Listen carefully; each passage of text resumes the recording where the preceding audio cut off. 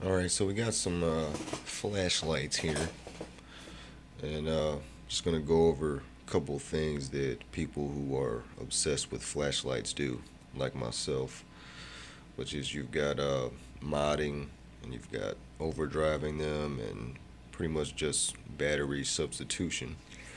Um, but just for starters, it's an example of a flashlight that I bought.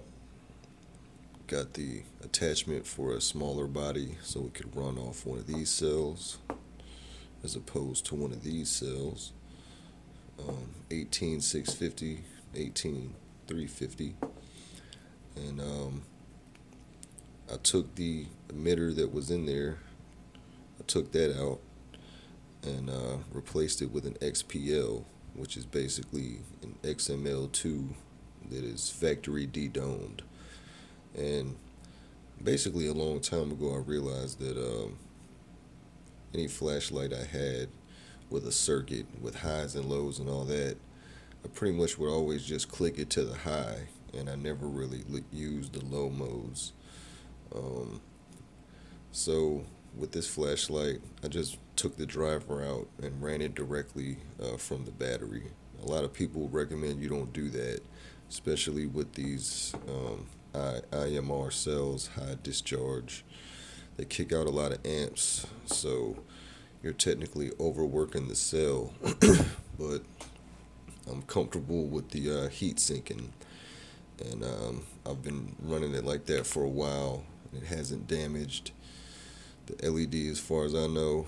It will get pretty damn hot, but I just like the fact that I can just carry this little guy around, get probably over 1,000 lumens out of that, which is pretty cool. But yeah, habit of mine, just direct driving lights, bypassing the driver. Um, well, this light is an example of one that I bought thinking it was kind of decent. It'll put out about 350 lumens on high. It's got a low and a blink. But I was thinking that it's advertised to run off two of these right here, CR123s, which would be annoying for me to buy. So I was hoping I could fit an 18650 in there, assuming that even though it's got a buck driver in there, it would still run at rail from that battery. And I was disappointed that it actually didn't fit. For some stupid reason, the body is too thin to fit that. But I noticed that this cell, which I got from a vape pen, which is just a little bit thinner, than your 18650, that happened to fit in there. So that was pretty cool. So, whoops, realized I was able to run that from that, which is pretty awesome.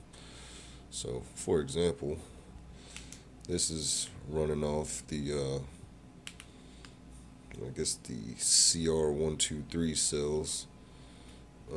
Let's see if I can take that off here.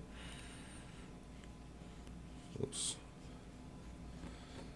So it's got two in there, you see that it runs off there. So I'm gonna put this guy in,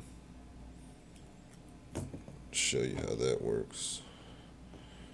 So basically, it's half the voltage, roughly half the voltage that it's advertised to take. Oops. I don't think I got that in there right. Alright, so that guy's in there, and you can see, I think it ends up actually being a little bit brighter as a result. For whatever reason, that cell is just able to kick out a little more current. Not really sure how that works. But yeah, I got these out of vape pen. One thing I would recommend if you would use these, just wrap some heavy tape around them and put a blob of solder on each ends. But as that is, it seems to work for me. Also recharge those the same way I would an 18650, one of these guys. They're not so much smaller that the current going into them should damage them. So that's basically the deal with that guy. I was happy that I had rechargeable batteries that I could use for him. And then moving on, here's a flashlight I bought. It's a Phoenix E12. Now that takes a AA battery. It's got 3 modes. It's supposed to be about 130 lumens right there, which is pretty useful. I can't lie, 130 lumens. It's pretty bright. It's kind of hard to tell unless you're shining it around at night. But that in itself is pretty useful. But at any rate, I like the fact that like some flashlights, you can put a higher voltage cell in there, which you're not supposed to do in this flashlight. They make lithium cells that they're the same size as these AA's, and I believe they're called 14500 cells. And I found this cell, I believe, also from a vape pen. I can't really remember, but it's about the same size. It's a little bit smaller, but it's a lithium cell, and it's fully charged at 4.2 volts, like a lot of them are. And even though they said don't use that high of a voltage in this flashlight, I said screw it. I'm gonna try it anyway. And I noticed that it worked. So while it works and it's much brighter, your modes don't really, they're not very discernible. So that right there is putting out a whole bunch of light. It's pretty amazing that I can get that much light out of this little guy right here. But the driver doesn't know how to handle that voltage, so you're pretty much dealing with a low that's way brighter than it should be, and then 2 higher modes that aren't really discernible from each other. So, if you're like me, the benefit there is you can just have a handheld EDC light that throws out, a shit ton of light. You're pushing the LED to the max. I believe that's a, what is that, an XPG, something like that. I looked it up before, and it puts out about a max of 300 lumens factory. So the way it's being pushed now, it's already getting warm. It's probably maybe 350 lumens or more. But that's pretty stupid bright right there. So I figured, what the hell, I'd try some of these smaller AA lights that I have, which also use the same LED as far as I know. Because while I don't have any AAA sized equivalent of lithium cells, I found this one guy, which I also got from an e-cig, really small one, and this also fully charges at 4.2 volts. So while it's not quite a AAA lithium equivalent, it's pretty much the same thing. And I tried it in this guy right here, a Phoenix, my Phoenix LD02, and which takes a AAA. I couldn't get that to work. The driver in there didn't know what to do with that voltage, and it just wouldn't even cut on. So that right there kicks out about 100 lumens or so max, which is not bad for a little light.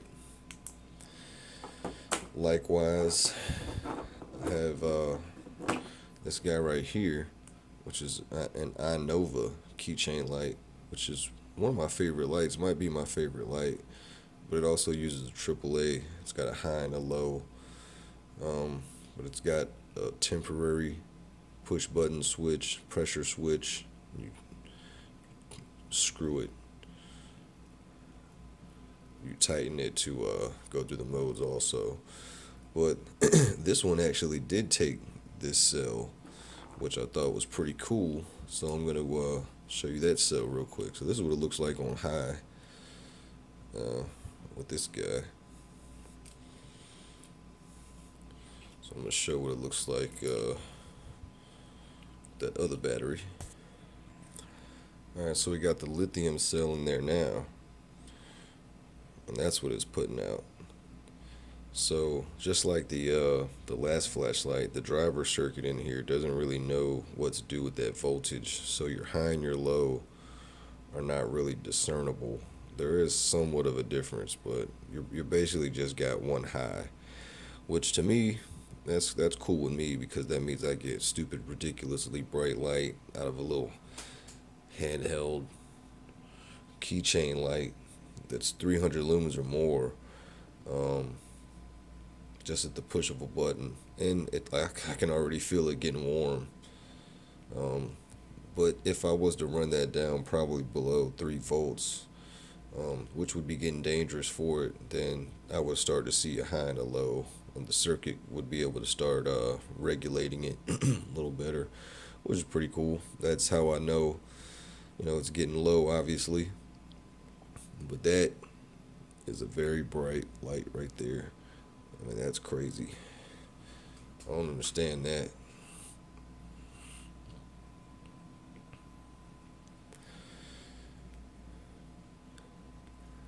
But I'm just the type that does that because I don't care.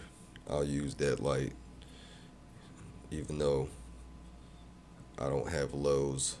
But I figure, look, if I'm in an emergency situation where I need a long lasting light, I've got a bunch of other things for that. I've got jewel thieves like this guy right here, which already took about a week to get dim off this battery. And there's no point in worrying about some type of moonlight emergencies. I mean, hell, like, this is what I got on my freaking ceiling. That's still got a whole bunch of voltage left. But I'm not too worried about emergency situations where I need a super long lasting light because I've got so many different options for that. What's more valuable to me is to be able to pull a little pocket cannon out that just throws a miniature sunlight at somebody's face, like wham. But you're obviously not supposed to use that kind of cell in this light like a lot of other lights that advertise that. But that is one way you can do it. If I was to build a light like this of my own, I would look for the smallest body flashlight with a quality reflector and all that I could, and run a little LED like that directly from a 4.2 volt cell and run it as bright as I could, hoping that I had enough heat sink. And that's essentially what this is right here. So to me, that's pretty awesome.